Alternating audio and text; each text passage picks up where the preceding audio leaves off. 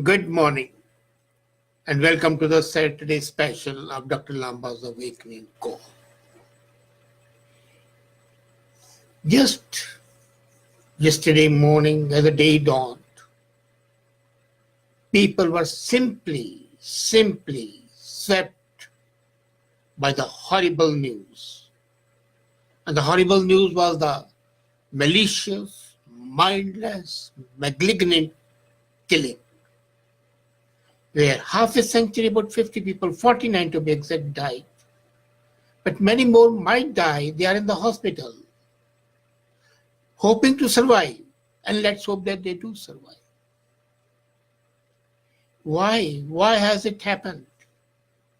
People are coming up with the news, with the views. Some of them passionate, some of them remorseful, and some of them just mindless chattering on the mindless murder of the innocent people. This attack on the two mosques in New Zealand has been a shocker. In the first attack, 41 people were shot dead right away at Al Noor. Then at Lenwood Mosque, 7 people were killed. And the people killed were all ages, from the young children to the old grandpas and grandmoms. It was good for the Bangladesh cricket team that they arrived at the mosque Al Noor as the shooting was in progress, but luckily they heard the shooting and did not enter and they survived. Otherwise, the whole cricket team of Bangladesh would have been wiped out. Panic has spread right from the center of the Christchurch to England, Washington, Quebec. So right from Antarctica to Arctic, the reverberations are there. The person has been arrested, Brenton Tarrant, who has been planning the attack for 2 years. And ultimately, 3 months back, he decided the target.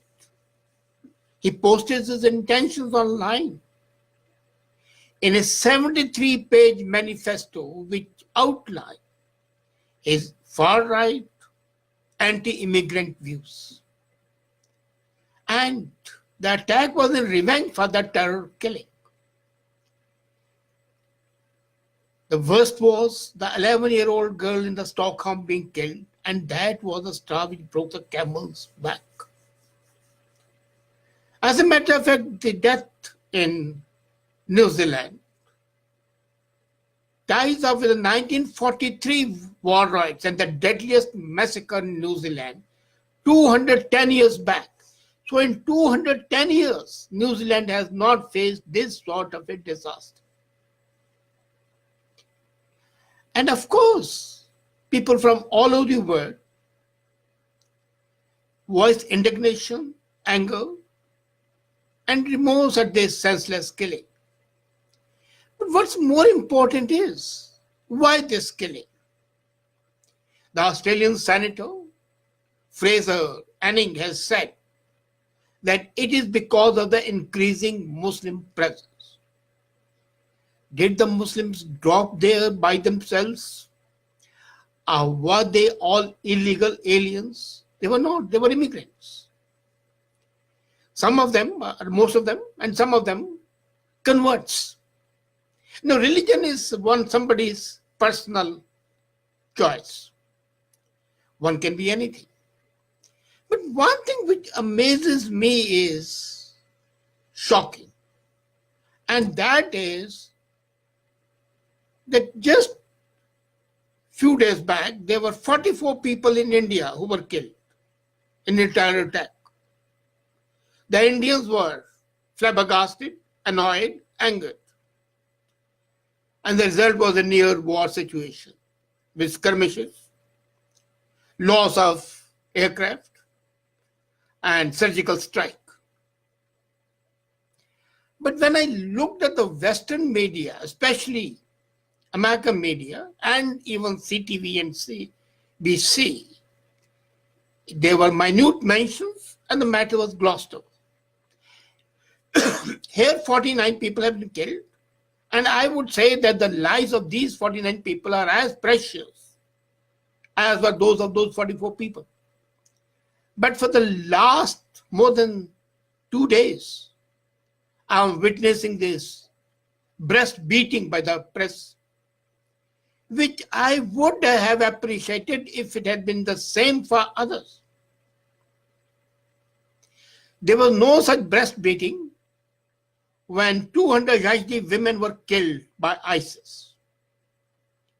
There was no breast beating when all the Christians in the Syria and in Yemen were killed.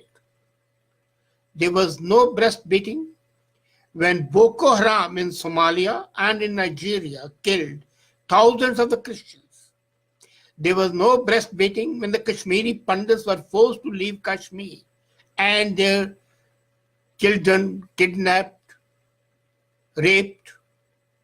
There was no breast beating when the Balochs were hounded and poked and bombed by the Pakistan Air Force. So why this selective breast beating? That raises a concern. Is it not a fake sympathy? A sympathy to elicit votes from the Muslims, and this unfortunate tragedy is being utilized for political purposes and not for the humanitarian purposes. If that is so, then the death of the innocent people is being used as a pawn in the chess game of politics. And that is something hateful, detestable, abhorrent. Then the second question which is being raised is that this is far-right, ultra-white conspiracy. Now, how do we call it ultra-white? Why cannot we say it's a hate crime? They call it Islamophobia. But when the Christians are killed, do we call it Christophobia? Do we call the killing of Jews to be Jewish phobia? Do we call the killing of Hindus to be Hindu phobia? So why identify the killing with the name of a religion? On the one side, we say that religion has nothing to do with it. It is some wayward criminal minds who are doing and perpetrating this crime. And then we call it Islamophobia. Why not call it just a hate crime and just call it a murder? Second is a right nationalist. No, by no stretch of imagination, you can call me a right nationalist. You can't call me white. I'm a brown, skilled guy with an Indian accent. So I'm not a representative or an apologist for the ultra-right nationalists. The reality is that this is the result of the fear. The right is afraid of the growing number of immigrants. It's not as much anger at the Muslims as it is at all the immigrants.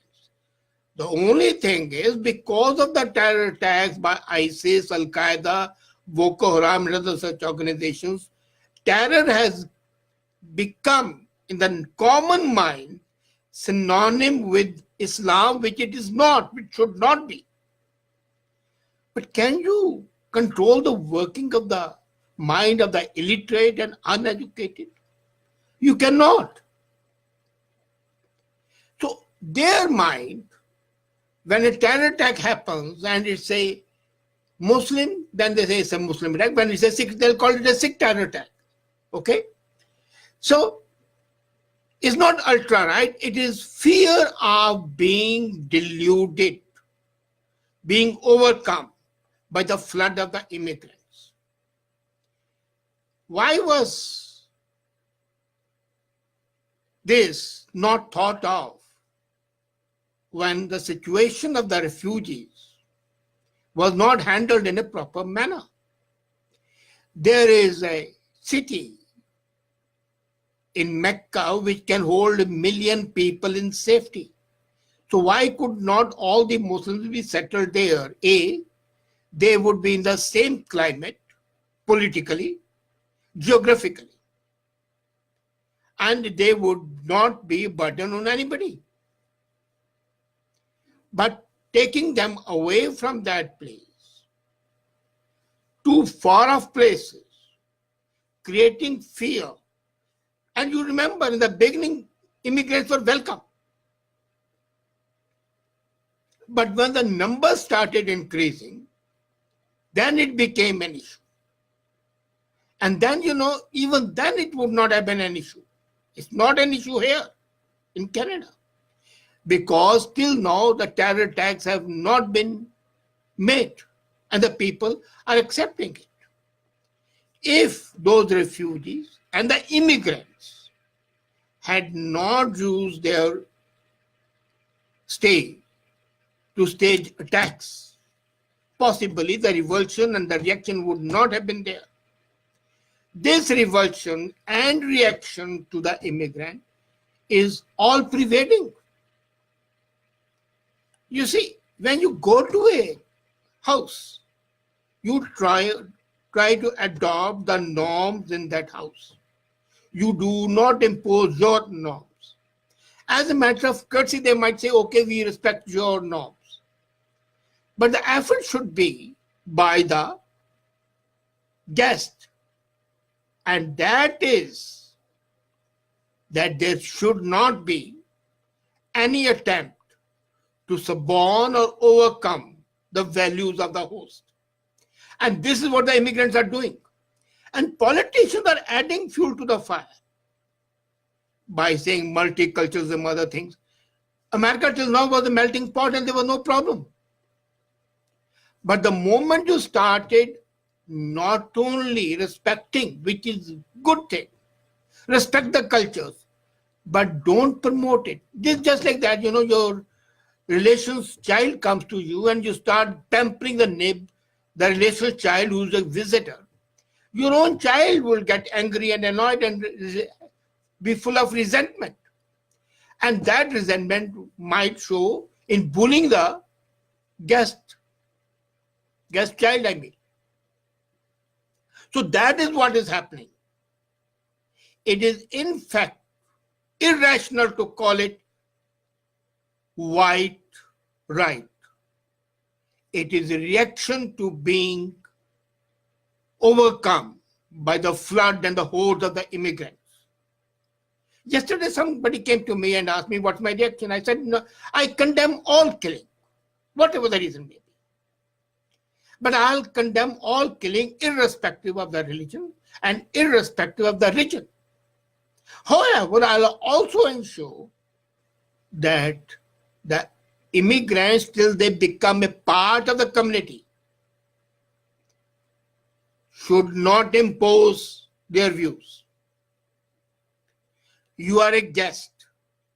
Become a resident, become a part of it, rather than retain your individual identity. And by that I don't mean leave your religion. No. Your religion is your home, and it's a private thing. Just simple. The Lord's Prayer was stopped in America, in Canada, because it's a secular country and a multicultural country. Good. I appreciate it. Why should the namaz be offered and the facility be offered in the schools? This sort of favoritism irks people, annoys them. And that is where the issue starts. A friend has just asked me a question. The word over the security has been beefed up near mosque. Does this serve anything or is just a waste? No, it doesn't. Security should be there for everybody. And a mosque should be protected if there is a fear. But if the intelligence reports are that there's a danger of attack, then the security must be provided. I don't deny it. But too much of security and excessive security again sends the waves of reaction.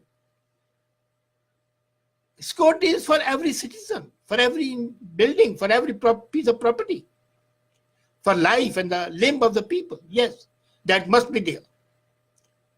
But just too much of reaction can be counterproductive.